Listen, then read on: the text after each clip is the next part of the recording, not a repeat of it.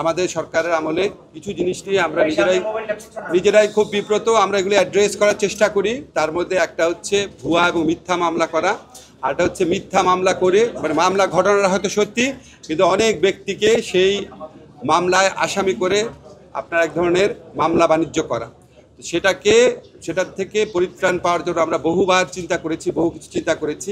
আমরা বাংলাদেশে যারা বড় বড় ক্রিমিনাল লয়ার এক্সপার্ট আছেন তাদের সবার সাথে কথা বলেছি, অনেক কনসালটেশন মিটিং করে, স্বরাষ্ট্র মন্ত্রণালয়ের সাথে কনসালটেশন মিটিং করে আমরা একটা চেঞ্জ এনেছি। সিআরপিসির খুবই গুরুত্বপূর্ণ চেঞ্জ। আমি সোজা করে বুঝায় বলি, এই চেঞ্জে বলা হয়েছে, আপনারা জানেন একটা মামলা যখন হয় হত্যা মামলা, এটা ইনভেস্টিগেশনে 2 বছর 3 বছর 4 বছর লাগে এবং এটার মধ্যে শত শত লোককে আসামি করা হয় এবং এখানে কিছু কিছু ক্ষেত্রে আপনার এক ধরনের মামলা বাণিজ্য থাকে। এই লোকগুলা যারা এখানে আসামি হন ওনারা 2-3 বছর যাবৎ একটা আশঙ্কার মধ্যে থাকেন যে কখন ওনাদেরকে গ্রেফতার করা হবে বা ওনাদের ক্ষেত্রে মানে গ্রেফতার বাণিজ্যটা হয় কিনা। সেটা থেকে পরিত্রাণ পাওয়ার জন্য আমরা একটা নতুন বিধান করেছি। সিআরপিসিতে 173A নতুন বিধান যুক্ত করা হয়েছে।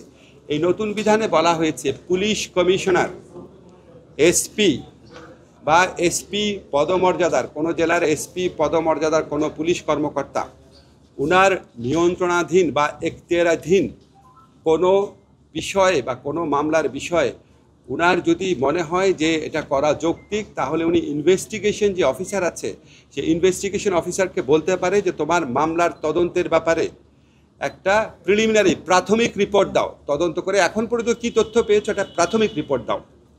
সেই প্রাথমিক রিপোর্টটা যখন ইনভেস্টিগেশন অফিসার প্রিপেয়ার করবে, করার পর আমাদের যে এসপি সাহেব আছেন বা পুলিশ কমিশনার আছেন তারা ইনভেস্টিগেশন অফিসারকে বলবে এই প্রাথমিক রিপোর্ট বা প্রিলিমিনারি রিপোর্টটা ইনভেস্টিগেশন রিপোর্ট এটা ম্যাজিস্ট্রেটের কাছে জমা দাও।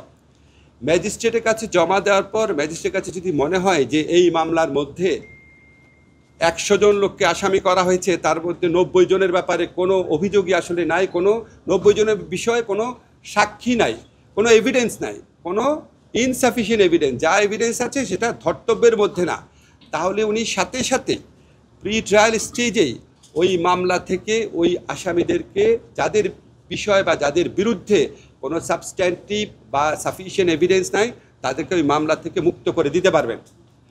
আমরা আশা করছি এইটা যখন কার্যকর হবে, আশা করছি আমাদের পুলিশ প্রশাসন এবং আদালত প্রশাসন ওনারা একসাথে কাজ করে যেই সমস্ত মামলায় আপনার গ্রেফতার বাণিজ্য বা মামলা বাণিজ্য হচ্ছে, অসংখ্য লোককে আসামি করা হচ্ছে এবং যাদের বিরুদ্ধে প্রিলিমিনারি রিপোর্টে পুলিশের প্রাথমিক রিপোর্টে কোনো রকম এভিডেন্স পাওয়া যাবে না, তাদেরকে আদালত প্রাথমিক স্টেজে প্রি ট্রায়াল স্টেজে বিচার শুরু করার আগে ডিসচার্জ করে দিতে পারবেন। ডিসচার্জ করে দিলে ভুয়া মামলা বা মামলা বাণিজ্য থেকে অনেক লোক আশা করি রেহাই পাবেন এবং এইটা মানে এটা না যে তদন্ত থেমে থাকবে, তদন্ত থেকে যাদের বিরুদ্ধে কোনো রকম সাবস্ট্যান্টিভ এভিডেন্স নাই তাদেরকে মুক্ত করে দেবেন, ডিসচার্জ করে দেবেন, বাকিদের বিষয়ে তদন্ত চলতে থাকবে। আবার তদন্ত চলাকালে পুলিশ যদি তদন্ত শেষ হওয়ার স্টেজে যদি দেখে, পূর্ণাঙ্গ তদন্ত রিপোর্ট যখন জমা দেবে, পুলিশ যদি দেখে যে না যাদেরকে ডিসচার্জ করা হয়েছিল তাদের কারো কারো বিরুদ্ধে আসলেই পরবর্তীকালে সাবস্ট্যান্টিভ সাফিসিয়েন্ট এভিডেন্স পাওয়া যাচ্ছে, তখন পুলিশ যে রিপোর্টটা আদালতে জমা দিবে, ইচ্ছা করলে ওনারা ওই ব্যক্তিদের নাম যাদের ব্যাপারে পরবর্তীকালে যথেষ্ট অভিযোগ পেয়েছেন তাদের নাম আবার ইনক্লুড করতে পারবেন। এই হচ্ছে আমাদের সংশোধনীটার বিষয়। এটার মূল লক্ষ্য